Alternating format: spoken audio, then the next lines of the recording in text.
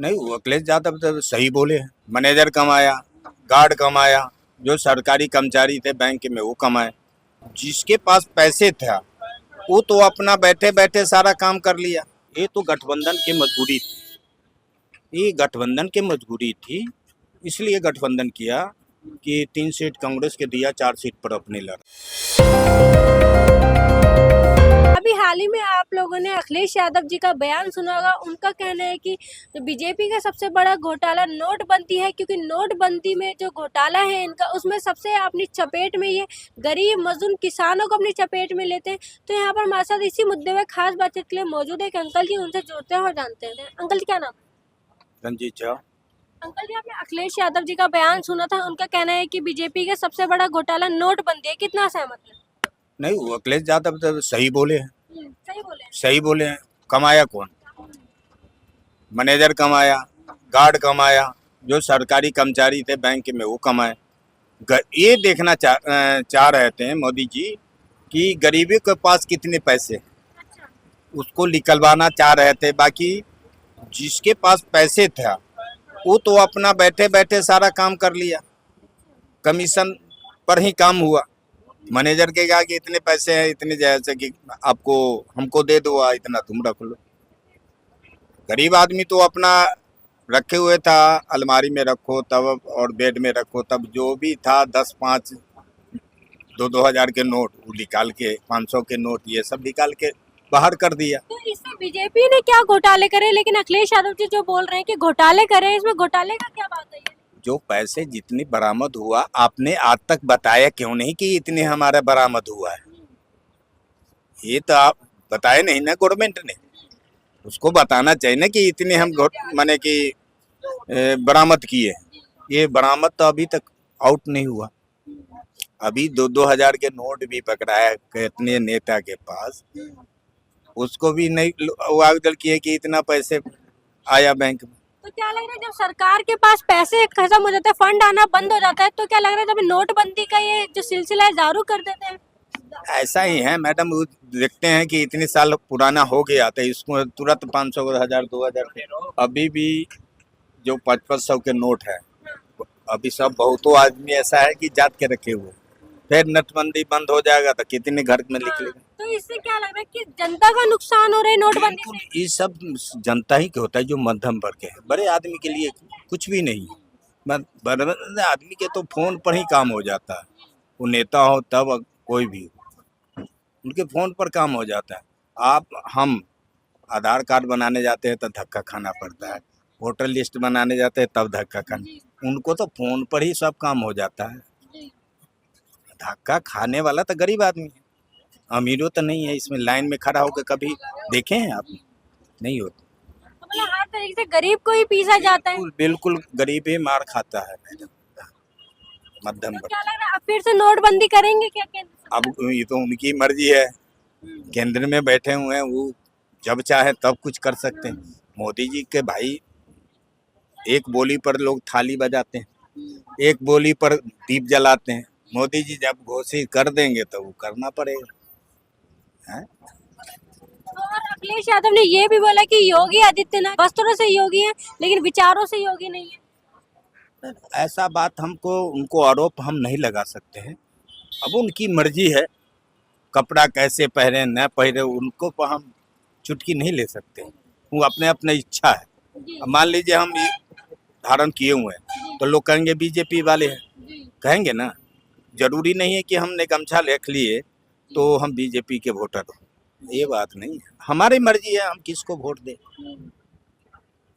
तो क्या लग रहा है इस बार विधानसभा के चुनाव नजदीक आ रहे हैं, तो किसको वोट देने वाले हैं? हम तो देखिए केंद्र में मोदी जी के दिए थे और विधानसभा में अरविंद केजरीवाल के हम लोग सपोर्टर हैं। अच्छा, अरविंद केजरीवाल को वापस लाना चाह रहे हैं? बिल्कुल, हमारे पूरे फैमिली अरविंद केजरीवाल के ही देंगे। माने कि अपने विधायक जो है सही विधायक है।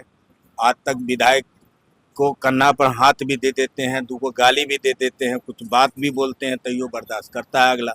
दूसरा तीसरा के नज़दीक में हम बोल भी नहीं सकते, कदम में कदम मिला के चलते हैं हम लोग। तो ऐसा चाहिए ना। तो ये तो बताइए किन किन चुनौतियों में वापस लाना चाह रहे हैं आम आदमी पार्टी को? देखिए, शिक्षा में हो गया, हॉस्पिटल में हो गया, आपको रोड के लिए हो गया, पानी के लिए होगा, लेकिन इसी जिन जिन बातों पे आप बोल रहे हैं वो काम तो अभी तक हुए ही नहीं है, लेकिन हम जमीनी स्तर पे हम जब चेक करने जाते हैं तो वहाँ पर सड़कों की एकदम खस्ता हालत हो रखी है, पानी लोगों के घर में साफ नहीं आता है। आप इन्हीं चुनौतियों को वापस लाना चाह रहे हैं? आप देखिए, आप ऑल इंडिया से जा रहे हैं, आप कुतुब मीनार कितनी साफ सुथरा आपका रास्ता मिल रहा है, ये देखिए आप, पौधा कितने बढ़िया लगा हुआ है रोड साइड में, कैसे काम नहीं हुआ। आप चले जाइए कहाँ, इधर खानपुर वाला रोड पर देखिए, पहले जैसे बैरियर ऐसा लगा हुआ रहता था रास्ता में कि ट्रैफिक इतना जाम होता था, और वो आने के बाद सारा तोड़ फोड़ के बनाया गया, तो आप ट्रैफिक तो उतना भीड़ नहीं लगता। लेकिन हर बार आम आदमी पार्टी जो है अरविंद केजरीवाल जी एलजी पे अपना ठीकरा क्यों फोड़ते कि एलजी हमें काम नहीं करने देती या केंद्र सरकार हमें काम नहीं करने देती, हम दिल्ली की जनता के लिए कुछ करना चाहते हैं? देखिए मैडम, जहाँ जहाँ दिल्ली अपने केंद्र की सरकार रहेगा तो केंद्र के ही लाठी चलेगा। केंद्र जैसे चाहेगा वैसे ही घूमना पड़ेगा आपको, अरविंद केजरीवाल हो कोई भी हो। अच्छा, तो मतलब मुख्यमंत्री का कोई ओहदा नहीं है कि खुद का? पावर नहीं है, समझे नहीं। 4-5 जगह जो है ना, वो केंद्र के द्वारे सरकार चलती है। अच्छा, तो आप भी मानते हैं कि आज ईडी सीबीआई मोदी जी की बकौती बन रखी है?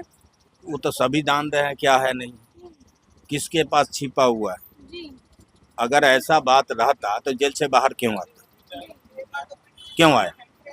आपने जिसने गवाही दिया उसको जैसे कि आपने शामिल कर लिया बीजेपी में, अरविंद केजरीवाल के अंदर कर दिए। वो अरविंद केजरीवाल के शराब घोटाला में नाम आउट किया तो उसको आपने तो अपनी पार्टी में शामिल कर लिया। क्या लग रहा है आप बीजेपी की पार्टी में, मतलब ये है कि कोई भी घोटाले करके है कुछ भी करके, लेकिन बीजेपी में जब शामिल हो जाता है तो क्या लगे एकदम साफ हो जाते हैं उनके सारे घोटाले?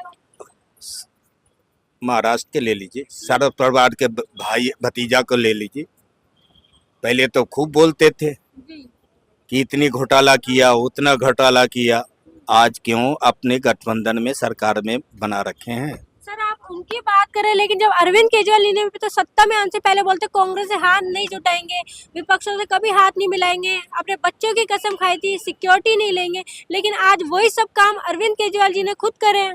इसलिए कि गठबंधन की सरकार में लड़ा गया था, पूरे विपक्ष जो है ना गठबंधन किया था, इसके लिए मजबूरी था इसको, और इसको भी दिल्ली में गठबंधन नहीं करना चाहिए। मैं विरोध करता हूँ, अगर अकेले लड़ते तो एक आध गो सीट आ जाता है, उनसे गठबंधन करने से नुकसान हुआ है कांग्रेस आम पार्टी। कैसे बताएंगे एक बारी, नुकसान कैसे हुआ है हाथ मिटाने? अब जैसे अभी कन्हैया कुमार के लड़ा दिया मनोज तिवारी के खिलाफ, उस जगह क्या केजरीवाल के संसद के कोई खड़ा हो नहीं सकता था? ये सब बहुतों दिल्ली में 7 सीट पर अकेले इसको लड़ना चाहिए आम पार्टी को। हारना जीतना कुश्ती में जब रहेगा, मैंने कुश्ती लड़ेगा तो एगो हारेगा कोई जीतेगा, ये तब। क्या लग रहा है उनको अपने काम पे भरोसा नहीं था जो उन्होंने दिल्ली में किए हैं कि उन चुनौती पे उन कामों पे मेरे को सत्ता में वापस लाएंगी नहीं जनता, इस वजह से उन्होंने हाथ जुटाया है? नहीं नहीं, ऐसा बात नहीं है, ये तो गठबंधन की मजबूरी थी, ये गठबंधन की मजबूरी थी, इसलिए गठबंधन किया कि 3 सीट कांग्रेस के दिया, 4 सीट पर अपने लड़ा, ये मजबूरी है। जैसे मुलायम सिंह के यूपी में गठबंधन हुआ, कांग्रेस और अखिलेश लड़के लड़े ना, सीट बढ़िया लाए कि नहीं लाए, इसी तरह गठबंधन में तो स्वाभाविक है देना पड़ेगा। जो राहुल गांधी जी ने बयान दिया है कि हमें सत्ता में वापस लाओ, मतलब हमें सत्ता में लेके आओ तो हम देश की जनता के लिए काम करेंगे, किसानों की मांगों को पूरा करेंगे, एमएसपी भी मांग को पूरा करेंगे। राहुल गांधी दिल के बहुत साफ आदमी है, अच्छा, साफ बात है। बहुत साफ आदमी है, छल कपट नहीं है उसका। अच्छा, लेकिन कह रहे हैं उनको तो यही नहीं पता आटे को लीटर में तोलते, पक्षी को रोजगार दिलवाते हैं। ऐसा है, थोड़ा सा उनको लेविज जो है ना बोलने में, लगातार जो बोल रहे हैं तो उनकी स्टाइल थोड़ा सा ये हो जाते हैं, अच्छा, जो बोलना चाहिए नहीं बोला जाता, कुछ और बोला जाता है। मतलब सांसद में क्या बोलना चाहिए उनको ये नहीं पता तो कैसे वो देश संभालेंगे? देखिए, देश संभालने के लिए राहुल गांधी तो है ही, श्रीमती इंदिरा गांधी के डुप्लीकेटरी प्रियंका गांधी है। अगर कांग्रेस उसको आगे करके लाए, कांग्रेस बहुत मजबूत, अच्छा, बहुत मजबूत है। बहुत मजबूत होगा। अच्छा, तो क्या लग रहा है वापस से कांग्रेस का काल आने वाला है क्या देश में? बिल्कुल, बिल्कुल आएगा। अच्छा, एक समय आएगा हाँ, जब माने कि वनवास वाला बात होता है ना, इतने साल के वनवास, तो वही वनवास है जो अभी। राम जी जो वनवास पे गए थे, आप यही कहना चाहते हैं जो कांग्रेस अभी गई है कि पहले वनवास पे गई थी अब लौट के वापस आने वाली है? बिल्कुल लौट के आएगी, कांग्रेस आएगी, ऐसा बात नहीं कि कांग्रेस नहीं आएगी, आएगी। लेकिन जो दिल्ली की जनता है, जो भी विपक्ष है, सब उनको पप्पू बोलते हैं कि पप्पू बोलने का सही है? इसलिए कि जिस समय शीला दीक्षित के बाद उसी में मैंने शीला दीक्षित जब तक थी तो दिल्ली को बहुत अच्छा रखा। शीला दीक्षित ने साफ सुथरा हर चीज बनाया, बहुत ओवर ब्रिज भी बनाया। हाँ, शीला दीक्षित के देन है जी, ये दिल्ली चमका। अच्छा। तो मतलब महंगाई उस टाइम पे जिस हिसाब से थी, आज क्या लग रहा है उस हिसाब से महंगाई है या दुगनी हो गई? दुगनी हो गई, अच्छा, दुगनी हो गई है। दोगुनी हो गई। पहले कांग्रेस के टाइम में इतना महंगाई नहीं थी, सब कमा के खा लेता था बढ़िया ढंग से। अब बच्चे के पढ़ा लिखा 2 पैसा रहता भी था जेब में, आज के डेट में नहीं। अच्छा, आज मतलब महंगाई इतनी है? इतनी महंगाई है कि जोड़ते जोड़ते हालत खराब था। किसी से कर्जा लीजिए तो उसको भी देना सोचना पड़ रहा है अच्छा, आज। तो ये थी अंकल जी की निजी राय। अब तक के लिए फिलहाल इतने ही। देखते रहिए एयर न्यूज, मैं निक्की।